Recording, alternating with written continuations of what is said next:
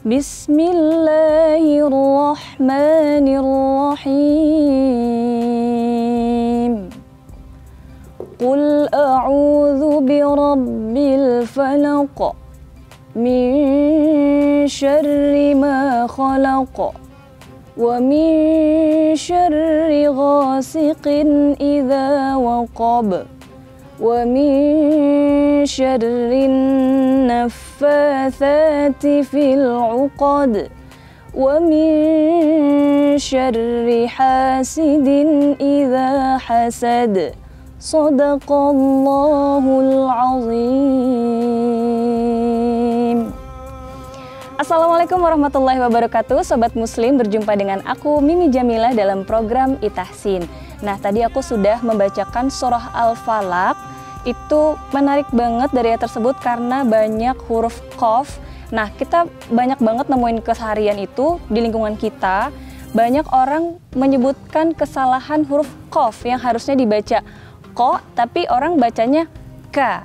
Nah, seperti apa? Contoh, misal Shadaqallahul azim. Tapi sering gak sih kita tuh dengar orang kalau bilang sodako jadi malah Shadaqallahul azim, bukan sodako tapi malah sodaka. Jadi ko bukan ka, bukan sodakallah tapi sodakallah.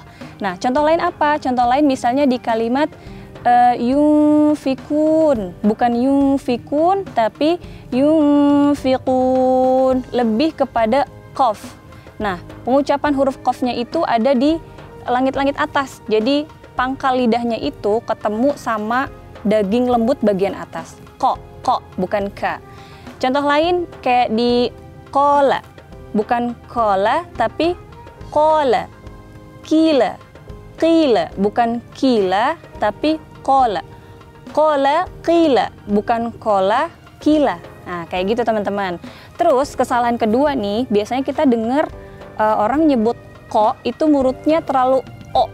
Kola, padahal cukup kola, bukan kola. Jadi terlalu o gitu. Nah, yang betul adalah kola, mulutnya agak sedikit dibuka.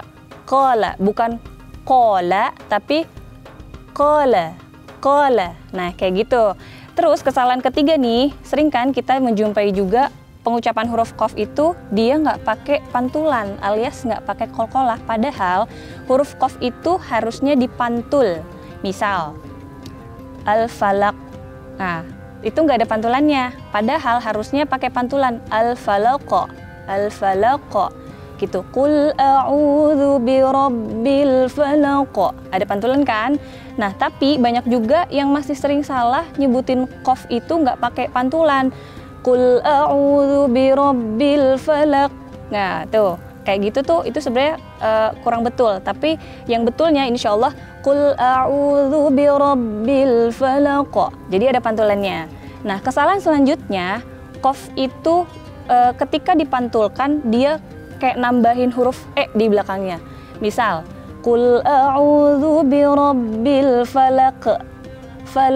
Padahal qul a'udzu birabbil falaq.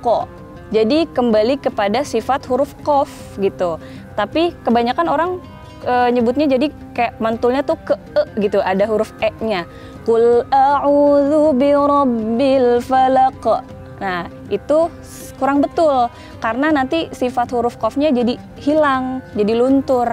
Yang betul insyaallah qul a'udzu birabbil falaq. Jadi kalau kita nyebut ko berarti sifat hurufnya harus balik lagi.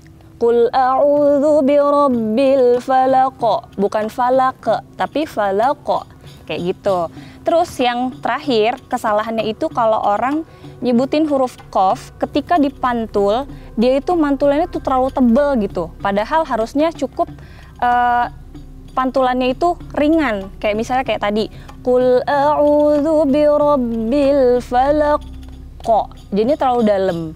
Padahal cukup qul a'udzu birabbil falaq. Kayak gitu, jadi lepas, tidak ada yang tertahan. Kalau tertahan kan nanti qalqalahnya itu bukan yang qalqalah yang lazim banget gitu. Ini tuh masih ringan karena tidak ada tasydid di ujungnya. Qul a'udzu birabbil falaq, lepas. Bukan Qul a'udzu birabbil falaq. Nah, itu yang salah. Tadi udah kita sebutin ya beberapa kesalahan yang sering banget terjadi di keseharian kita, atau bahkan mungkin teman kita, keluarga kita, terus sahabat kerabat yang bacaannya masih seperti itu. Nah, sekarang teman-teman udah tahu nih kesalahan-kesalahan yang terjadi di keseharian atau yang sering kita jumpai di lingkungan kita. Karena udah tahu, berarti nanti bisa diperbaiki lagi bacaannya. Nah, gimana sih cara menyebut qaf yang betul? Yang betul itu, yang tadi aku bilang, jadi pangkal lidahnya itu ketemu sama langit-langit lembut bagian atas. Ko. Jadi bunyinya ko, bukan ko, bukan ko. Jadi nggak ada hembusan nafas. Kalau hembusan nafas, nanti jatuhnya ke sifatnya huruf kaf. Nah, kalau ko, dia itu nggak ada hembusan nafas. Jadi benar-benar ko. Kokiku bako, bukan kokiku. Nah, orang kan biasanya sering nyebutnya kayak tadi yang aku bilang, kola yakulu. Padahal kola yakulu. Kila. Jadi qila, bukan kila. Nah, gitu. Jadi dia nggak ada hembusan nafas. Terus dia kalau ada kolkolah, sifatnya tuh kolkolah dipantul. Misal kayak tadi ada di ujung ayat atau di ujung waqaf. Nah, itu harus dipantul. Qul a'udzu birabbil falaq, dipantul kayak gitu ya teman-teman. Nah, contoh lain kalau di Indonesia kan misalnya baju di toko. Nah, itu kan kaf tuh, baju di toko. Tapi kalau lahjahnya orang Arab itu baju di toko. Ko. Jadi kokikubak, bukan kokikubak. Karena huruf qaf tidak ada pantulan udara atau tidak ada hembusan nafas. Baju di toko. Atau contoh lain misalnya kul. Kalau dalam di artinya itu kan di bahasa Arab kul itu kan katakanlah. Tapi kalau orang Indonesia misalnya bacanya itu kul. Nah, itu kan kaf tuh, kul.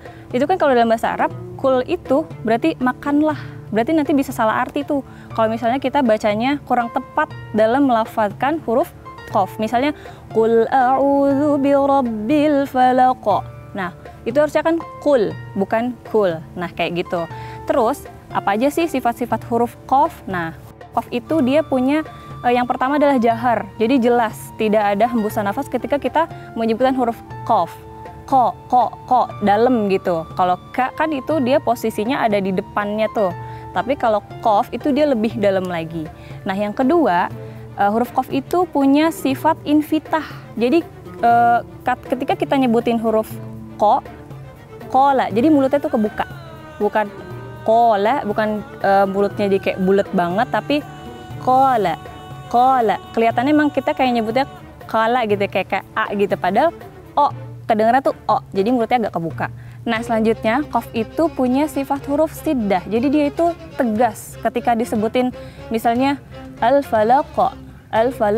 Jadi dalam gitu, tegas. Nah, sifat huruf qaf yang lain itu adalah isti'la. Jadi ketika kita nyebutkan itu langit-langitnya tuh ada di dalam gitu nyebutnya. Jadi kedengarannya tebal. Kokiku bako. Jadi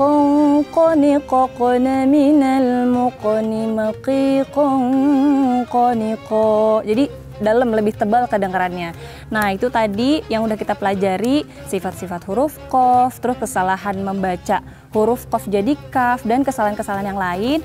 Karena teman-teman nih sobat muslim semuanya udah tahu kesalahannya seperti apa dan cara benar ketika membacanya itu seperti apa. Mudah-mudahan kedepannya bacaan Quran kita jadi lebih baik lagi. Kita minta sama Allah kemudahan dan kelancaran ketika membaca Al-Quran, biar bacaan kita lebih indah kedengaran. Kita bisa menikmati sebagai pembacanya. Mudah-mudahan bermanfaat buat teman-teman semuanya.